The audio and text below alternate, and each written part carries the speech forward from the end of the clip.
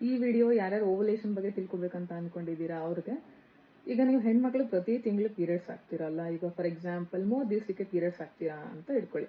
ಈ 30 ದಿವಸವನ್ನ ನಾವು menstrual cycle ಅಂತ ತಗೊಳ್ಳೋದಾದ್ರೆ ಇದರಲ್ಲಿ 4 ಫೇಸ್ ಇದೆ, 4 ಹಂತಗಳಿವೆ. ಯಾವ್ದಾದ್ರು menstrual phase, follicular phase, ovulatory phase ಮತ್ತೆ ಲ್ಯೂಟಿಯಲ್ ಫೇಸ್ ಅಂತ. ಇದ್ರಲ್ಲಿ ಬ್ಲೀಡಿಂಗ್ ಆಗೋದು ಒಂದು ಫೇಸ್ ಇದ್ರೆ ಅಂಡಾಣು ಬಿಡುಗಡೆ ಆಗೋದು ಇನ್ನೊಂದು ಫೇಸ್. ಮತ್ತೆ ನಮ್ಮ ದೇಹದಲ್ಲಿ 2 ಓವರಿಗಳಿರುತ್ತೆ. ಸೊ ಆ 2 ಓವರಿಗಳು ಫ್ಯಾಲೋಪಿಯನ್ ಟ್ಯೂಬ್ನಿಂದ ಗರ್ಭಕೋಶಕ್ಕೆ ಅಟ್ಯಾಚ್ಡ್ ಆಗಿರುತ್ತೆ. ಪ್ರತಿ ತಿಂಗಳು ಯಾವ್ದಾದ್ರೂ ಒಂದು ಓವರಿ ಒಂದು ಓವಮ್ನ ಪ್ರೊಡ್ಯೂಸ್ ಮಾಡುತ್ತೆ. ಇನ್ನು ಇದು ಯಾರ್ಯಾರಿಗೆ ಇಂಪಾರ್ಟೆಂಟ್ ಅಂತ ಅಂದ್ರೆ, ಯಾರ್ಯಾರು ಮಕ್ಕಳು ಮಾಡ್ಕೋಬೇಕು ಅಂತ ಅನ್ಕೊಂಡಿದ್ರೆ, ಯಾರ್ಯಾರು ಮಕ್ಕಳು ಮಾಡ್ಕೋಬಾರ್ದು ಅಂತ ಅನ್ಕೊಂಡಿದ್ರೆ ಇಬ್ರಿಗೂ ಇದು ಇಂಪಾರ್ಟೆಂಟ್. ಸೊ ಈ ಓವಲೇಷನ್ ಆಗೋ ದಿನನ ನೀವು ಟ್ರ್ಯಾಕ್ ಮಾಡಿ ಅವತ್ತೊಂದು ದಿನ ಗಂಡು ಮತ್ತು ಹೆಣ್ಣು ಸೇರೋದ್ರಿಂದ ಗಂಡಿನ ವೀರ್ಯಾಣು ಮತ್ತೆ ಹೆಣ್ಣಿನ ಅಂಡಾಣು ಎರಡೂ ಸೇರಿ ಅದು ಜೈಗೋಟ್ ಆಗಿ ಸೆಲ್ ಡಿವಿಷನ್ ಆಗಿ ಫೀಟಸ್ ಆಗುತ್ತೆ.